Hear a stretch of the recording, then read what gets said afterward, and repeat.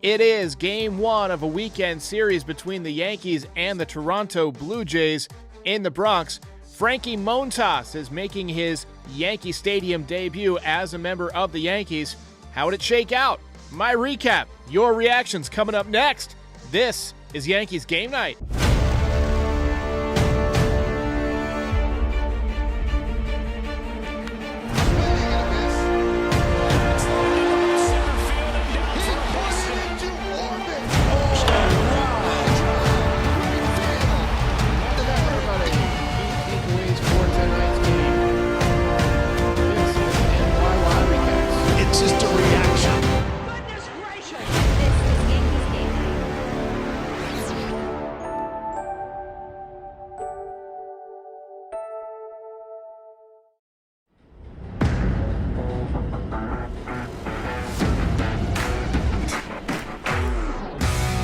Lori C says Montrash. That's the best moniker I've seen yet so far.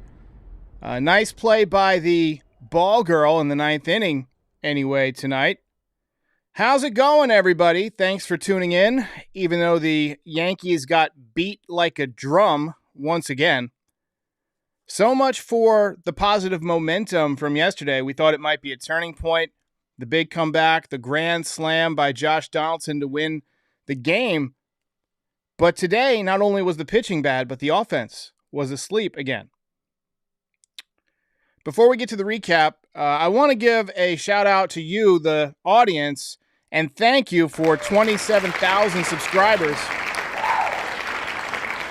We hit that milestone today. Cheers to you guys. This channel has always been more about you than anything. It's about your relationship with the Yankees.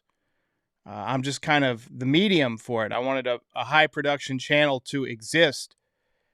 And there's a lot of channels out there doing different varieties of Yankees content right now. And I know you have a lot of options as to which content you choose to consume. So I want to thank you sincerely for everybody who continues to choose NYY Recaps. It means a lot to me. The big story for tonight's game. Oh, Pamela Davis with a $2 super. Appreciate that, Pamela. All right, let's get to the recap. The big story for tonight's game was Frankie Montas, WNBC. I'm gonna get it right eventually. The problem is every announcer says it differently. I was watching the Yankees broadcast and I switched over to the MLB Network broadcast and they're saying Montas. Michael K saying Montas. I know it's Montas, so I'm gonna try and say it. Anyway, he was making his first start in Yankee Stadium as a member of the Yankees. And it was kind of a big start for him in a couple of ways. It was the introduction to the home fans. And after one really bad start and one really good start, it was kind of like a rubber game. Either 2 out of his 3 starts would be good or 2 out of his 3 starts would be bad. And you don't want to start this negative momentum with Yankees fans because they'll bury you. Ask Sonny Gray, ask Joey Gallo, ask Aaron Hicks, ask Kenny Rogers, ask Hideki Irabu. It can happen. And right now, he is off to a tough start. After 5 runs in the second inning, the Boo Birds were out for Frankie Montas. And I think we've seen enough from Montas now that we can make a few assessments about him as a pitcher. Number one, he hits a lot of bats. That's something my dad always says. Hits a lot of bats. Basically, guys are having too comfortable of swings against him. Probably because he throws a lot of pitches right out over the plate. The fastball command is not great. It's not even really good. He just leaves a lot of balls out over the plate. And his splitter, which I know the Yankees love, one of the reasons they trade for him. The splitter is one of the toughest pitches in baseball to hit for a home run. When it's a good pitch. But he leaves his up in the zone a lot. You know, about 1 out of every 3 splitters that he throws seems to be just kind of a tumbler that stays out in the middle of the plate. And that makes me very uncomfortable. He was done after 6 innings. Final line, 8 hits, 6 runs, 1 walk, 2 strikeouts. Not a good first impression with the home crowd. Now, maybe these things will improve over time, But my feeling, and maybe I'm a little biased because, president of Gumby Nation, president of Gumby Nation of the Jordan Montgomery fan club. I was a big Jordan Montgomery guy.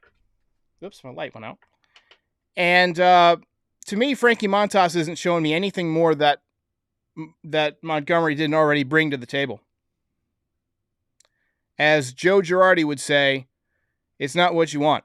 Look, there's not much else to recap. This wasn't one of those games where it's a play here or a play there, bad call here, productive out there.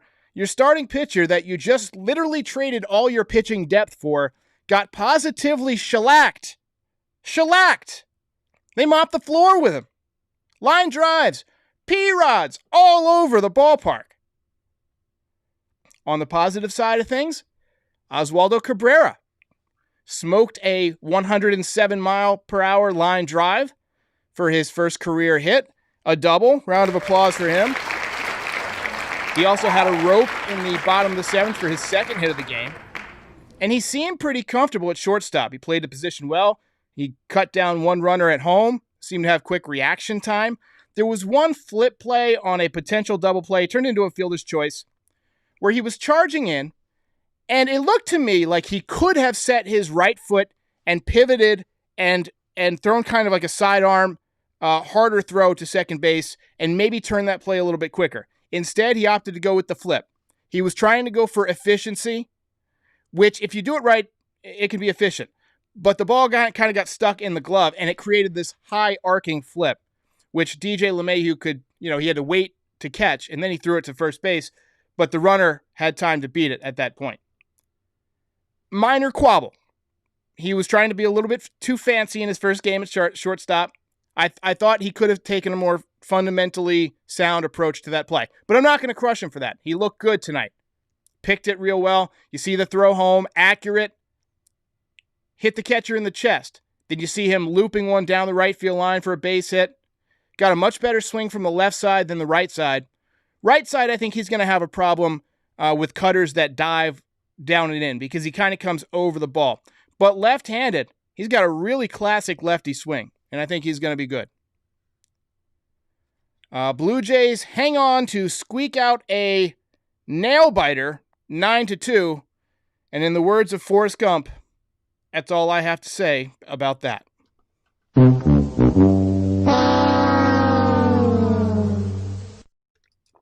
Joe Higashi says, Scherzer and DeGrom are going to kill us. Is it confirmed that they're pitching against us? Because if so, I have to admit that you're right. You're right. It's not fun to watch right now. And I know we can all be frustrated as fans, but we just have to remember that we're getting Giancarlo back and that, every year, every team has bumps in the road. But this downturn has extended for way longer than you'd like. You don't want any downturn, ideally, but they're inevitable. But you want to kind of arrest those slides before they really start to put you in a tailspin. And right now it looks like the Yankees taking one step forward, two steps back. Every single night, something else goes wrong.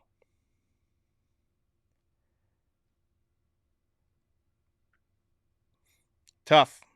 It's very frustrating, says General Imlerith. Why do I always pick the hardest names to say when I read these first comments? All right, let's take a look at the box score. This one got ugly.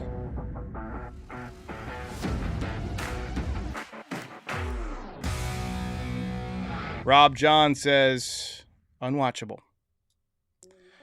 So, the Yankees actually hit the ball okay tonight. They had 7 hits. 2 hits by LeMahieu, 2 hits by Rizzo. Rizzo actually scorched one that one-hopped the left field wall. That was a really nice piece of hitting by him.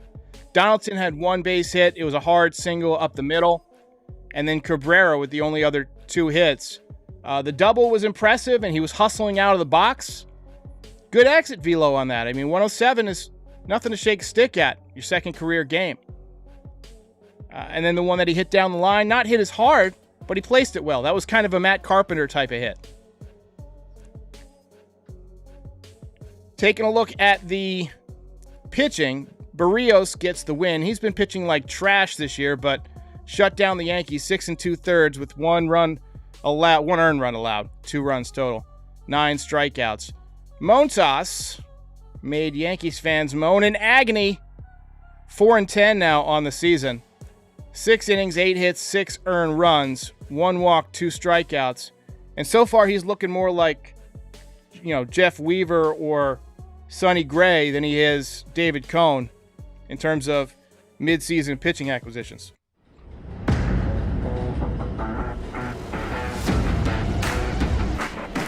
Hamwood Davis says, people got to realize that this is not Boone's fault.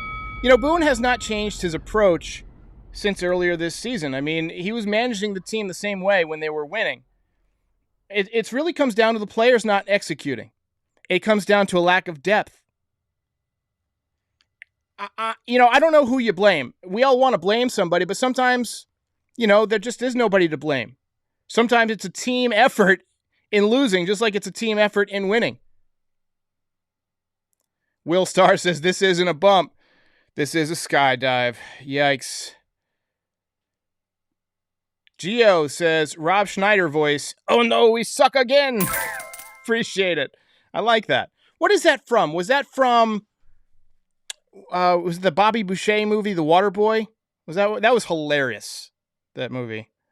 David Ellis says, Boone out, Paul O'Neill in.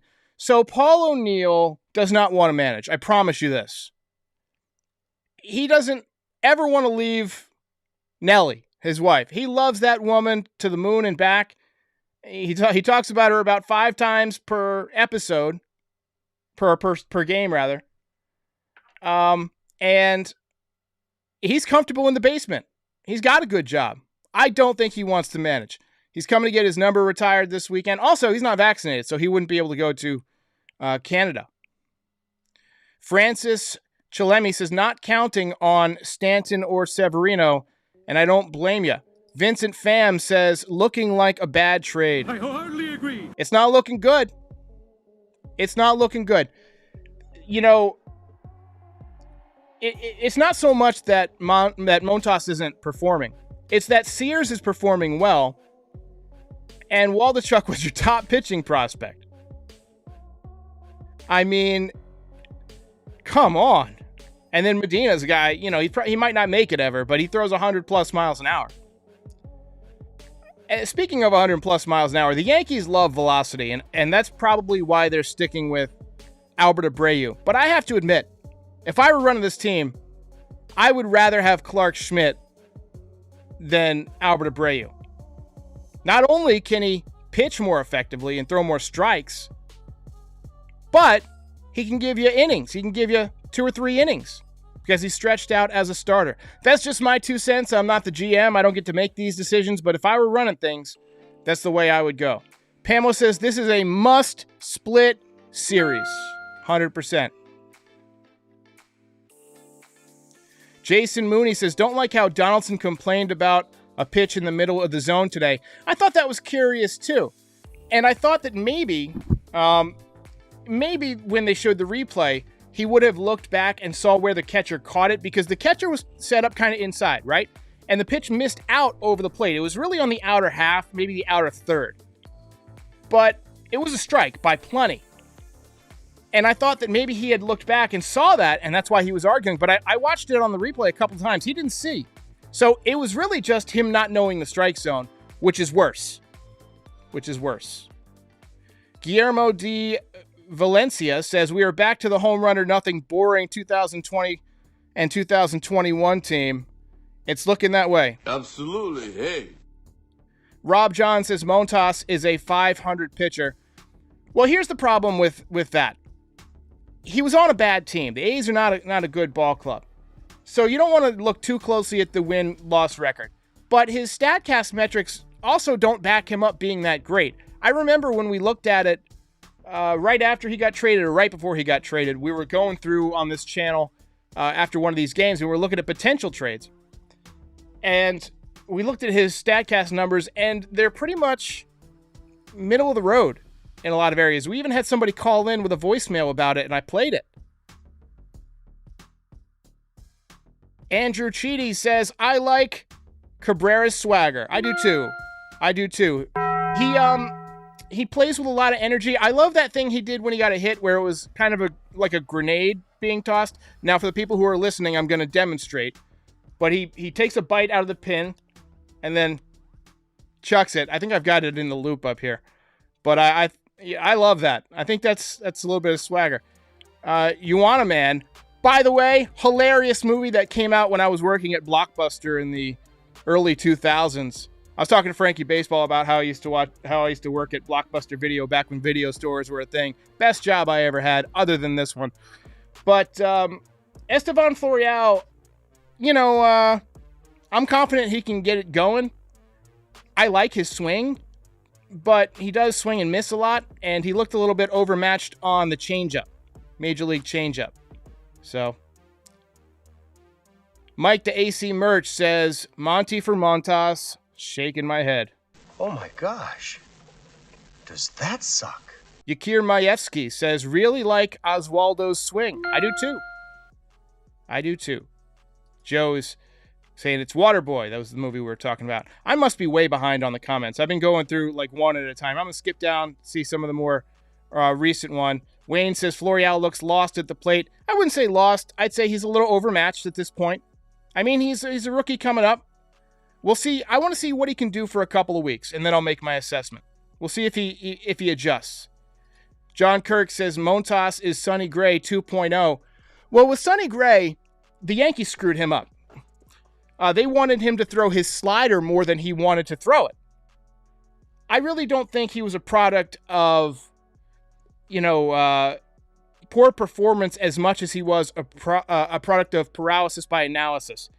The Yankees didn't want him to throw his curveball, which is his best pitch, because they had Gary Sanchez behind the plate and he couldn't block anything.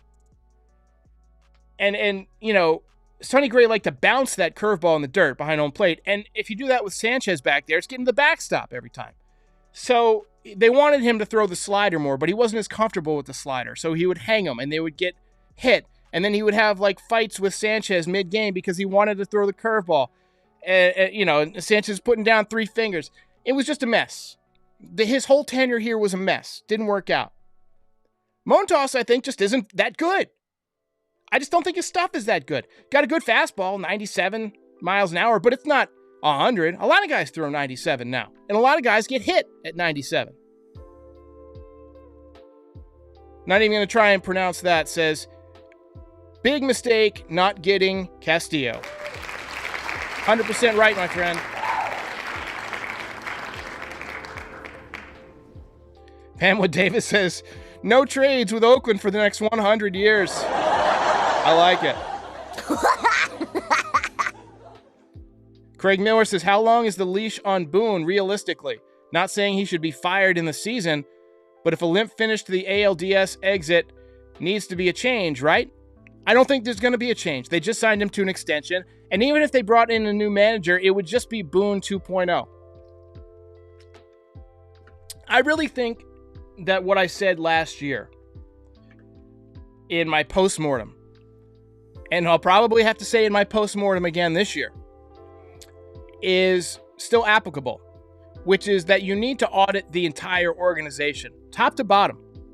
Find out how other organizations are doing things better than you are, right?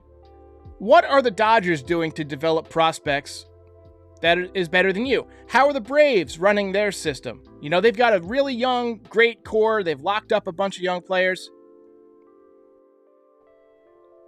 I just think that Cashman's in a tough position of never being able to take a season off and get some good draft picks. So there's that. But still, he's got a big budget to work with, and I expect a better team for 250 what odd million this is. I mean, you gotta do better than this. Yakir says he is done with Cashman right now. One Tally Rand says, I was begging last year for the Yankees to get Showalter. Oh well, I also wanted Buck Showalter. He was my pick. Carlos Baladeras says, Dodgers actually let their prospects play in the big league. Big leagues. Imagine that. Yeah, baby. And Sam Chrisley says Braves are the model. I wholeheartedly agree. They're doing a great job. Tien Lung says all championship teams have 2 aces. Where are our aces? It's a good question. And HR says, is it safe to say that this team is overrated? Is that why Judge didn't re-sign? I think Judge, it's about the money. I think he wants to become a free agent. He's this close. He wants to have teams bid on him. He knows he had it in him to put up the season that he's having. And so he's anticipating getting $300, $400 million. Hicks' contract is an albatross. I agree. I wholeheartedly But agree. the Yankees are in a position where financially they could get rid of that albatross. Look, I want to talk about a best-case scenario here. And I want to know if you guys agree with me. And if you do, I want to hear your thoughts on this in the chat and in the comments. I look at these other teams, like the Dodgers are owned by a hedge fund. An enormous amount of financial backing. And even though the Yankees are worth more financially, like in Forbes, their net value as a product is more. I don't think they have as much money that's liquid as a team like the Dodgers or as an owner like Steve Cohen with the Mets. I think the best interest of the Yankees might be for the Steinbrenner family to sell the team. You know, look, I know George Steinbrenner would be rolling over in his grave if his family sold the team. But he bought the team for $10 million. And it'll probably sell for $5 to $6 billion if they sold it. I think he'd be okay with that. Just my 2 cents. Francis Chilemi says Matt Blake, Yankees pitching coach, seems to have lost his magic. I guess we'll see. I mean, the true test of a pitching coach is if you can get guys out of a funk, right? Lori C says, yes, sell. Trev says, it's time. I hate to admit this, but I think that might be the best solution. Mr. Smith says 99 Giants. Talleyrand also wants to sell. Big Mike says, I don't think MLB will sign off on Judge going to LA, kind of like how they blocked A-Rod to Boston back in the day. Well, Big Mike, the reason they blocked A-Rod to Boston wasn't like a competitive balance thing. It really had nothing to do with that. It was that A-Rod, as part of the trade, was giving back a large portion of his contract value, right? He was basically negotiating his contract, downwards. And that's a big no-no for the Players Association. They didn't want to set that precedent. So it wasn't that Major League Baseball blocked it. It was that the Major League Baseball Players Association blocked that deal. But there's a really great documentary on that. It's called The Deal. And it's an ESPN 30 for 30 short. It's about 30 minutes long. And I highly recommend it if you're interested. They interview Brian Cashman, Theo Epstein. But essentially, the Major League Baseball Players Association would not let A-Rod devalue his contract. And that's why it didn't happen. Alejandro Puig says, Astros 21 runs, our bat's sleeping, too many runners in scoring position, and we're not hitting the ball out of the ballpark anymore. You know? It's like we got the dead balls once again. I would not be surprised if Major League Baseball had juiced balls early and now they've gone back to dead balls, or they're swapping batches in and out. I don't know. Other teams don't seem to be having much trouble. THG says he would absolutely be down for Hal selling the team. I wholeheartedly agree. I would love an owner like Cohen. The Yankees are the biggest prize in all of sports as a franchise. Most valuable. Other than maybe like one of those soccer teams in England. But even that, I think the Yankees are more popular. You know, Cowboys are really valuable. The Dodgers, obviously very valuable. But the Yankees are the franchise to own. And you got to know that there's somebody out there somewhere plotting to try and buy the Yankees. And I hope it happens. You know, it's time to be the evil empire again. All right, guys, we are going to call it a night. I will be back tomorrow. Once again, thank you so much for 27,000 subscribers. If you're watching and you are not subscribed, please go ahead and hit the like and subscribe. It'll mean a lot to me. And I will see you when I see you.